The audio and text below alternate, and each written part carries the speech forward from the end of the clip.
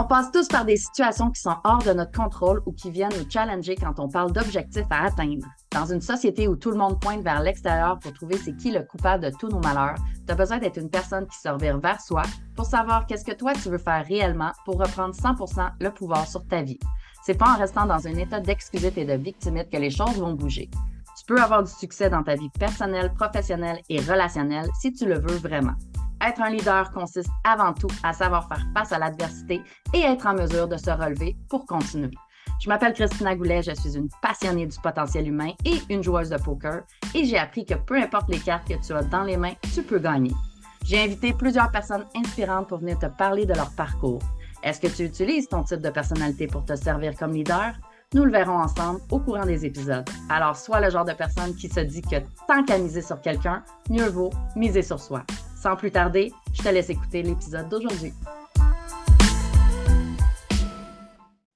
Salut Stéphanie, je te souhaite la bienvenue sur le podcast Miser sur soi. Comment vas-tu? Ça va super bien, merci. Je suis vraiment contente de te recevoir. Merci d'avoir accepté l'invitation. Moi, je te connais d'un contexte différent que ce pourquoi que je t'ai invité. Je te connais plus dans le contexte immobilier. Mon conjoint te suit vraiment beaucoup. Il fait tes formations gratuites. Il te suit sur les réseaux sociaux et tout ça. Et je t'ai rencontré dans le fond au Salon Momentum et on va parler des clés qui déclenchent la motivation aujourd'hui. Mais avant qu'on en parle, est-ce que tu veux te présenter à nous? Qui est Stéphanie Milot? Oui, ben écoute, c'est drôle, Christina, parce que ça fait 8 ans que j'ai lancé ma formation Immo Réussite. Donc, effectivement, comme tu le disais, une formation pour aider les gens à investir en immobilier. Moi, à la base, je suis investisseuse immobilier depuis que je suis toute jeune, donc depuis que j'ai 22 ans. Et pour moi, l'immobilier, c'était vraiment juste, tu sais, moi, je disais toujours, c'est mon fonds de pension, c'est ma retraite. Sauf qu'il y a 8 ans, j'ai lancé cette formation-là, puis ça a vraiment bien fonctionné. Donc, aujourd'hui, les gens viennent se former avec nous pour faire la même chose, donc pour acheter des immeubles à revenus, faire du flip immobilier, etc., etc. Mais alors, quand tu me dis, moi, je te connais grâce à l'immobilier, la plupart des gens qui vont des fois me reconnaître ou venir me parler ou me croiser vont me dire, ah, je t'ai vu sur les réseaux pour l'immobilier. Mais ce qu'il faut savoir, c'est que écoute, ça fait plus de 25 ans que moi, je fais des formations sur l'intelligence émotionnelle. J'ai publié des livres sur le sujet, donc autant un livre sur l'intelligence émotionnelle, toujours avec les éditions de l'Homme, donc c'est québécois, donc ça a été publié ici et même du côté de la France. Donc vraiment, moi, mes premiers amours, c'est ce que j'appelle le développement personnel. Donc, tu sais, comment gérer son stress. J'ai publié un livre là-dessus. Émotion quand tu nous tiens. J'ai eu pendant 9 ans une clinique de psychothérapie ici au Québec, donc je rencontrais des gens un à un. Fait que ça, c'est un volet que les gens connaissent peut-être un petit peu moins parce qu'on a tellement martelé Stéphanie Milot Immobilier, mais ma grande passion, c'est l'humain, c'est... Tu sais, j'ai toujours, Christina, voulu répondre à la question suivante, comment on fait pour être heureux? Comment on fait? Qu'est-ce qui fait que certains réussissent leur vie et non pas juste dans la vie? Et en lien avec notre thématique d'aujourd'hui, qu'est-ce qui fait qu'on arrive à garder notre motivation quand on a certains objectifs de vie, quels qu'ils soient, hein? Tu sais, des objectifs, c'est pas juste au niveau professionnel, c'est au niveau personnel aussi. Donc, qu'est-ce qui fait qu'on persévère? Qu'est-ce qui fait qu'on n'abandonne pas? Qu'est-ce qui fait qu'on garde notre focus? Et tout ça, ultimement, dans un seul et unique but d'être heureux. Tu sais, je pense que c'est l'objectif de tous et chacun, là. Quels que soient Oui, nos tout à buts, fait. on veut être heureux. Oui, puis je pense que tes deux domaines, autant immobilier que développement personnel, peuvent bien s'entrecroiser parce que ayant un immeuble moi-même avec des Oui! locataires, parfois, c'est pas toujours évident. On a à gérer nos émotions puis à souffler un petit peu pour faire les choses bien, hein, avec, Ben, avec je suis certains tellement aspects, d'accord. certaines choses qui peuvent arriver, là, ouais. Ben, tu sais, c'est étroitement lié. Moi, je dis souvent, ce qui m'a permis de développer ce parc immobilier-là, c'est, oui, les connaissances, tu sais, et c'est ça que j'enseigne dans la formation Immo Réussite, mais avant tout, c'est vraiment mon mindset. J'ai travaillé très fort à déraciner mes croyances qui me limitaient par rapport à l'argent, par rapport à l'investissement immobilier. Moi, je raconte souvent que je viens d'une famille où on n'était pas du tout des investisseurs, puis ni des entrepreneurs. Mon père était salarié, puis le meilleur conseil que selon lui il m'a donné, c'est Stéphanie, trouve-toi un job, reste là toute ta vie, puis va te chercher un fonds de pension, pauvre papa. Il a été déçu parce que c'est pas ça que j'ai fait du tout. Tu sais, fait que tout le mindset, je pense que c'est quelque chose qu'on doit travailler toute notre vie, que ce soit en lien avec des objectifs personnels ou des objectifs professionnels. C'est super important. Donc oui, tu as raison, c'est étroitement lié. Oui. Puis justement, le sujet du jour, c'est les clés qui déclenchent la motivation. Qu'est-ce que tu peux dire par rapport à ça? C'est quoi? Ben, en bref, hein, tu sais, on a Oui. un laps de temps quand même assez court, là, mais c'est quoi pour toi les clés qui déclenchent la motivation? Ben, moi, je dis souvent, là, mettons qu'on fait une petite recette simple, là, parce on pourrait s'éterniser sur la thématique, mais la petite recette simple, c'est se poser la question, qu'est-ce que je veux réellement? Donc, puis moi, je dis souvent aux gens, là, tes objectifs devraient toujours être écrits. Ça, on ne réinvente pas la roue, on le sait. Maintenant, on ne le fait pas tout le temps. Donc, qu'est-ce que je veux vraiment dans les différentes sphères de ma vie? Donc, est-ce que je suis au clair avec ça? Et ensuite, est-ce que je le veux vraiment? Et il y a un exercice qui est très, très, très puissant par rapport à la motivation qui est, si j'ai un objectif qui me tient à cœur, exemple, je ne sais pas moi, je vais prendre des exemples avec justement mon parcours en investissement immobilier. Combien de fois j'ai des gens qui vont joindre la formation, puis avant de joindre la formation, je leur demande pourquoi tu veux investir en immobilier. Et systématiquement, souvent, leur réponse, c'est je veux atteindre l'abondance financière. OK, parfait. Tu veux atteindre l'abondance financière. Qu'est-ce qui arrive si tu n'atteins pas l'abondance financière? Et là, vraiment, on va un petit peu plus en profondeur jusqu'au moment où l'idée est de leur faire réaliser est-ce que tu le veux vraiment? Puis si la réponse c'est oui, qu'est-ce qui va arriver si tu n'y arrives pas? Quel sera le prix que toi, tu auras à payer, mais aussi ton entourage si tu n'y arrives pas? Puis là, on prend l'immobilier, mais je pourrais prendre n'importe quel autre exemple. Des fois, j'ai des gens qui, à l'époque où j'avais ma clinique, qui me disaient Stéphanie, j'aimerais perdre du poids. OK, Mhm. parfait. Tu veux-tu vraiment ça? C'est quoi ton objectif? Donc, exemple, je veux perdre X nombre de livres ou de kilos en tant de jours. Parfait. Tu le veux vraiment? Excellent. Es-tu capable d'y croire? Et ensuite, ça va être quoi le prix à payer à plus ou moins long terme si tu ne perds pas, donc si tu n'atteins pas ton poids santé? Puis à l'inverse, alors ça, cet exercice-là de c'est quoi le prix à payer, on veut vraiment aller associer vraiment une profonde douleur à la personne au fait de ne pas changer. Puis quand on dit douleur, on se comprend, là, c'est au sens figuré, mais plus, quand on se fixe un objectif, plus on veut être motivé, plus il faut savoir exactement qu'est-ce qui va arriver si je ne l'atteins pas. Et à l'inverse, comment je vais me sentir si je l'atteins? OK? Donc, vraiment, là, je te dirais que cet exercice-là est super puissant. Je l'ai utilisé pendant des années avec mes clients en psychothérapie. Encore aujourd'hui, avec mes gens en immobilier, c'est un travail souvent que je vais faire avec eux parce que les gens qui joignent la formation ont souvent un coaching one-on-one avec moi. Donc, ça, c'est super important. Maintenant, le bout qu'il ne faut pas oublier, Christina, c'est toute la portion des croyances. Et Mm. ça, j'en parle beaucoup dans ma formation Mindset Réussite, c'est quelles sont les croyances que tu as en lien avec l'atteinte de ton objectif? Parce que souvent, on est notre pire ennemi. Oui. Souvent, on s'auto-sabote. Souvent, on veut atteindre un objectif, mais en même temps, on a notre petite voix intérieure qui dit j'y arriverai jamais. Pourquoi j'y arriverai? J'ai pas ce qu'il faut. J'ai pas, tu sais, je veux investir en immobilier, mais j'ai pas d'argent. Je connais personne en immobilier. Il n'y a pas d'investisseur immobilier dans ma famille. Et là, on part dans nos croyances qui font en sorte qu'on se démotive. Donc, on parlait des clés qui déclenchent la motivation. Le pire, c'est nous.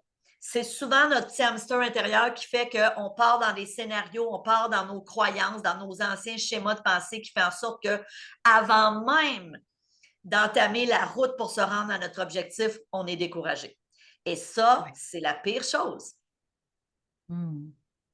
J'aime ça. J'aime ça. Puis ce que tu disais tantôt, d'aller chercher autant comment tu peux te sentir si tu ne l'atteins pas, puis comment tu te sens quand tu l'atteins, ça permet aussi d'enlever la notion d'imprévu, hein, toute la notion qu'est-ce qui pourrait se passer, puis de tomber dans nos catastrophes parce qu'on l'a déjà imaginé. on l'a déjà sorti. Fait qu'après ça, si on le vit, oh, OK, je suis rendue dans ce pôle-là. Est-ce que je veux aller dans l'autre pôle ou tu sais, que là, on peut faire un travail différent au lieu de tomber comme un cerf devant des phares, là, tu Oui, sais, immobile puis traumatisé, là. Non, je le sais, je suis au courant parce que j'ai fait le travail d'aller défaire ça, là. Si je réussis pas, comment je vais me sentir? Qu'est-ce qui va arriver? C'est quoi l'impact qu'il va avoir? Et en réussissant, c'est quoi la même affaire, là? Fait que je trouve ça vraiment le fun comme exercice. je donne souvent cet exemple-là, Christina, d'une de mes amies, c'est un cas vécu. Une de mes amies, il y a plusieurs années, elle était fumeuse. Donc, elle fumait la cigarette, puis elle avait toujours fumé là, depuis l'adolescence. Puis elle savait pertinemment que c'était pas l'idéal, on s'entend, que c'était une mauvaise habitude. Puis, tu sais, je suis sûre qu'il y a plein de gens qui peuvent se sentir rejoints par, pas nécessairement le fait de fumer, mais par une mauvaise habitude qu'on peut avoir, puis qui fait en sorte que ça peut être nuisible pour nous, pour notre santé ou pour d'autres trucs dans notre vie. Et elle me raconte, elle dit, j'ai essayé combien de fois d'arrêter de fumer, mais elle dit, moi, j'aimais ça. Elle dit, j'aimais ça, une bonne cigarette avec mon petit verre de vin. Puis... Et un jour, elle voit à la télévision une annonce, une publicité. Et elle dit, c'est une personne qui avait une trachéotomie, donc un trou dans la gorge, et la personne fumait sa cigarette par le trou. Et là, genre, la publicité se termine, puis ça dit le tabagisme peut engendrer des conséquences graves. T'sais. Alors, il y en a peut-être qui se rappellent de cette publicité-là, ça fait des années, c'était à la télévision, imaginez. Et elle dit, Stéphanie, a dit instantanément. Et là, ça revient à notre exercice de la douleur. Elle a été quand même chanceuse parce que c'est une publicité qui lui a créé une immense. Elle s'est vue, là. Tu sais, si je continue à fumer, là, voilà ce qui pourrait m'arriver. OK? Parce que ça arrive. Tu peux Ouais. l'avoir, le cancer de la gorge, si tu fumes. On s'entend, là. Et ça a été vraiment le coup de grâce qu'il a fait. Donc, c'est vraiment comme si son exercice d'associer une profonde douleur, elle l'a eu d'un coup avec cette publicité-là et elle n'a plus jamais refumer la cigarette. Donc, l'idée avec l'exercice, puis là, dans son cas, elle a été quand même chanceuse parce qu'il y a eu cette publicité-là, mais l'idée avec Ouais, c'est l'exercice, ça. c'est vraiment de le faire par écrit. Puis de dire, OK, qu'est-ce qui va arriver? Ben, il va arriver ça, il va arriver ça. Tu sais, exemple, je veux me sortir de mes dettes, je veux arrêter d'être dans des soucis financiers. Qu'est-ce qui va arriver si je ne l'atteins pas? Ben, je vais continuer à peut-être être impatiente avec mes enfants. Je vais continuer à vivre de l'anxiété par rapport à l'argent. Je vais continuer à induire chez mes enfants le sentiment de manque. Donc, plus tu en écris de raisons pour lesquelles tu devrais atteindre ton objectif, ben plus la douleur va être profonde, plus ça t'incite à garder ta motivation, puis oui, à persévérer dans l'atteinte de ton objectif. Donc, c'est vraiment, là, c'est un outil qui est scientifiquement approuvé et qui fonctionne réellement. J'ai envie de dire Mmh. aux gens, essayez-le. Ah oui, tout à fait, tout à fait. Et ça coûte rien de l'essayer de toute manière, puis on est là pour ça, pour apprendre des choses, pour savoir c'est quoi les clés qui déclenchent la motivation. Donc, si c'est un exercice qu'on peut essayer, tant mieux. Exact. Faites-le, ceux qui nous écoutent. Est-ce qu'il y en a d'autres? Ben, écoute, je te dirais qu'on commence par ça. Ensuite, on se pose la question en fonction de mon objectif, parce qu'on parle toujours de garder la motivation pour atteindre un objectif ou un but. Oui. Quel qu'il soit, hein, ça pourrait être de dire, on se reconnaît tous, je pense, là-dedans. Au début de l'année, au début janvier, je me fixe des résolutions. Il y en a qui n'aiment pas ça appeler ça des résolutions parce qu'ils les ont jamais tenues, donc ça devient ça devient un irritant, mais on se fixe un but de remise en forme et de dire, OK, je vais aller au gym 3 fois par semaine. Puis là, évidemment, si on est comme bien des humains, à un moment donné, on lâche parce que moi, je dis souvent, l'exercice physique, c'est un mode de vie. Ce n'est pas juste je me donne cet objectif-là pendant 3 mois. Donc, qu'est-ce qui fait que, exemple, je peux développer cette motivation-là? Donc, mon but, c'est me remettre en forme. Par quoi ça va passer? Moi, je dis souvent aux gens, ton objectif, là, toute la route pour te rendre à ton objectif, il doit y avoir du plaisir. Ça doit être le fun. Si tu n'as pas de fun, si toi, ça fait 10 ans qu'à chaque 1er janvier, tu te dis, je vais m'inscrire au gym, que le 2 janvier au matin, tu es au gym, et que là, la première semaine, tu y vas 4 fois parce que tu es en feu, tu es comme full motivé, et que rendu au 2 février, déjà, tu es rendu à 1 fois semaine, et c'est sûr qu'à la fin du mois de février, c'est terminé. Si ça fait 10 ans que tu fais ça, arrête. Change de stratégie. OK? Parce que l'intelligence, là, c'est d'être capable de dire, OK, si je continue à faire ce que j'ai toujours fait, qui m'amène toujours qui m'amène toujours à mauvaise place, je vais faire d'autres choses. Donc, peut-être que pour toi, ce n'est pas le gym. Ça ne veut pas dire de ne pas te fixer un objectif d'être en forme, par exemple, mais qu'est-ce qui va faire que tu vas prendre du plaisir? La route vers ton objectif, elle doit être le fun. Et ça, j'ai envie de te dire, c'est ce qui fait en sorte, c'est un des premiers éléments qui fait en sorte qu'on garde notre motivation. Comment ça peut être le fun? Fait que pour toi, c'est peut-être de dire, ben, je sais pas, moi, non, j'aime pas ça le gym, mais je vais m'inscrire à des cours de danse ou de Zumba 2 fois semaine. Je vais me prendre un cours de cuisine santé parce que je veux mieux manger, puis ça, j'aime ça.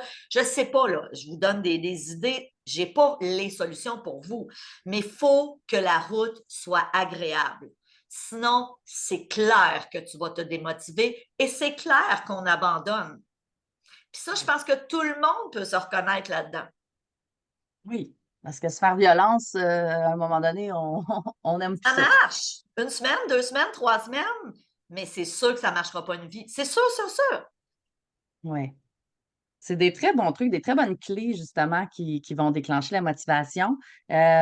J'ai envie de savoir, ça, c'est une conférence que tu donnes, c'est un programme que Oui, c'est une tu as par conférence rapport à que ça? je donne depuis des années dans les entreprises. J'ai aussi dans mon programme Mindset Réussite, on a tout un volet. Mindset Réussite, c'est une formation en ligne pour aider les gens justement à atteindre leurs objectifs, à transformer leur mindset, à transformer leurs croyances. C'est vraiment une recette là, étape par étape pour amener les gens à être capables justement de persévérer. Donc, c'est vraiment un programme là, en soi. Et écoute, une autre clé que je trouve importante, c'est de le dire publiquement. Hmm. Le dire publiquement, c'est très puissant.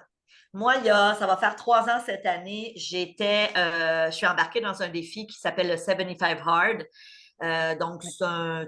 tu connais, ça te dit quelque Oui. chose? Bon, Andy Oui. Frisella, c'est un Américain. Et on était, je te dirais, là, des milliers de personnes sur le groupe Facebook. On avait commencé ça un 1er novembre et c'était 75 jours. Puis, pour ceux et celles qui connaissaient pas, il y a plein de trucs là, qu'on doit faire, dont 1 heure et demie d'exercice par jour. Il faut faire de la méditation, il faut faire de la lecture inspirante, plein de saines habitudes. Il faut boire X nombre de gallons d'eau.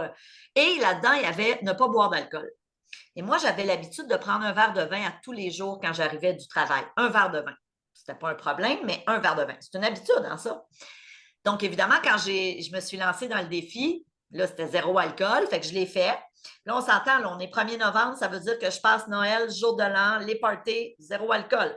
Fait que je me suis retrouvée des cocktails, des mocktails, des choses comme ça. Et au bout du 75 jours, là, pour faire l'histoire rapidement, j'ai plus jamais repris d'alcool. Ça va faire 3 ans là, cette année. Plus une goutte. Puis ça me tente plus.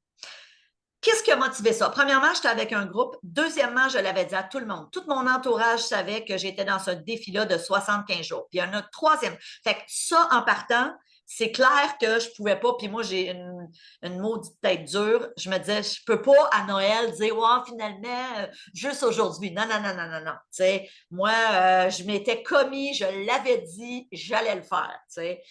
Ça, c'est une chose importante, mais un autre élément aussi que j'en parle beaucoup dans la formation Mindset, c'est il faut savoir que pour développer une nouvelle habitude ou se défaire d'une habitude, ça prend en moyenne 66 jours. On a toujours pensé, et moi-même dans mes livres que j'ai publiés à l'époque, on écrivait que c'était 21 jours pour développer une nouvelle habitude. C'est complètement faux.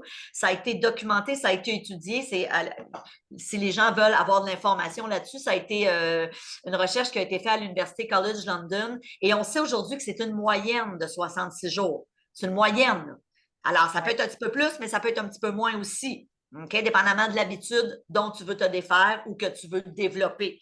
Donc, encore une fois, dans mon cas, le fait que je me suis rendue à 75 jours, puis il n'était pas question que je lâche, j'ai complètement perdu l'habitude. Et pourtant, avant ça, dans les années précédentes, j'avais souvent fait des défis 30 jours sans alcool. Tu sais, le fameux Dry January ou le février, tu sais, on choisit février parce que des fois, il y a 28 jours. J'y faisais ces défis-là, mais après, je retombais dans mon habitude, un verre de vin par jour, parce que j'aimais ça, parce que j'avais une bonne neuroassociation à j'arrive à la maison, je relaxe, je cuisine, je jase avec mon mari, on prend un petit verre de vin. Tu sais, c'était comme mais le 75 jours, le fait de m'être commis à plein de gens a fait que j'ai complètement perdu cette habitude et j'ai plus du tout envie. Puis je te dirais même, c'est l'inverse. J'ai même réussi aujourd'hui à associer une neuroassociation au fait que pour moi, alcool égale yark.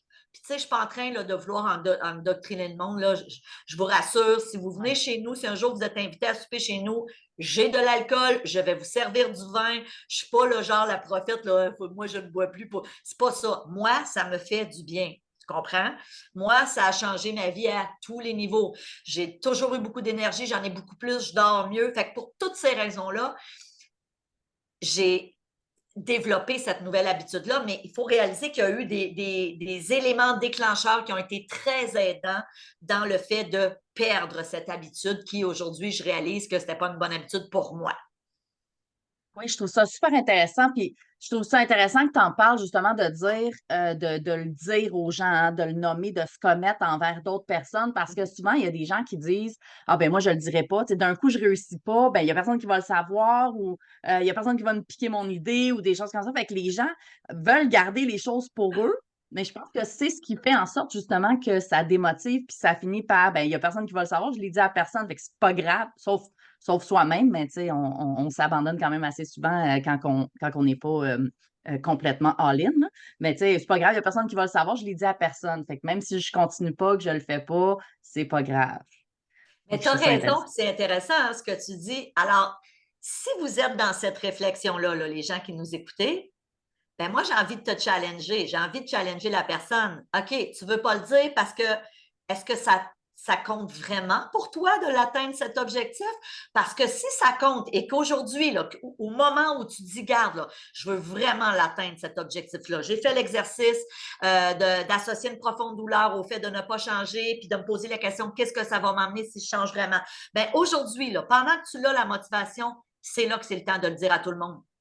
Parce que justement, ça va être ce que j'appelle un garde-fou qui va faire en sorte, un garde-fou, on le sait, hein, c'est ce qu'il y a sur les côtés des routes, des autoroutes, que si tu perds le contrôle, boum, ça va te ramener. C'est le même principe avec ça. C'est un garde-fou. Plus tu te commets, plus tu le dis aux gens, plus tu augmentes tes chances de persévérer. Maintenant, si tu as cette petite voix-là dès le jour 1 qui dit « je ne le dirai pas au cas que j'abandonne », je te dis, je n'ai pas une boule de cristal, mais je peux te faire une prédiction, c'est clair que tu vas abandonner. Donc, pose-toi la question, est-ce que mon objectif est suffisamment puissant? Est-ce que j'y tiens vraiment? Et si oui, là, dis-le à tout le monde. J'aime ça, j'aime beaucoup ça. Je pourrais t'entendre encore là, longtemps. On arrive au bout. Avant qu'on se quitte, comment qu'on fait pour te rejoindre, pour suivre tes formations, pour te poser d'autres questions, pour prendre part à ta conférence? Comment qu'on fait pour te retrouver? Écoute, je te dirais que la façon la plus facile, stéphaniemilot.com, donc STEPHANIEMILOT.com. J'ai aussi mes groupes Facebook gratuits où les gens peuvent venir. Je fais des formations à tous les mois. Donc, un groupe Facebook qui s'appelle Coaching Mindset Réussite. J'ai aussi mon coaching IMO Réussite que les gens peuvent, si vous tapez, là, c'est sûr que vous allez le trouver. Stéphanie Milot Immobilier, vous allez arriver sur mes trucs. Je suis assez facile à trouver. Moi, je dis souvent, si tu habites au Québec et tu as voulu investir en immobilier et tu ne me connais pas, je ne sais pas où tu étais. Tu étais peut-être caché dans le fond d'une tanière, mais bref, donc, que ce soit pour l'investissement immobilier, mais aussi peut-être plus les gens qui te suivent, Christina, là, pour le mindset. Venez, j'ai plein de contenus gratuits. Mon objectif est d'inspirer au cours des prochaines décennies 10 millions de personnes. Donc, par mes outils gratuits, bien sûr, par mes programmes. Donc, j'ai un objectif ambitieux. Ah, ben c'est un bel objectif, puis en plus, tu le nommes. Je le nomme, tu vois, je me commets. Ah, j'adore Pas ça. que je vis vieille. Oui, oui. Ben, c'est Hey, correct. merci, hein? Merci beaucoup, Stéphane, d'avoir été avec moi, avec nous aujourd'hui, puis de ta générosité, de toutes ces clés pour déclencher la motivation. Un immense plaisir, Christine. Et merci à toute ta communauté. Je t'ai dit, Christine, c'est Christina. Hey, tu vois, je n'avais pas mes lunettes, là, fait que je te débaptise depuis tantôt. Désolée. T'as dit Christina tout le Merci, long, c'est bien Christina. correct. Merci beaucoup, à bientôt. Merci, bye.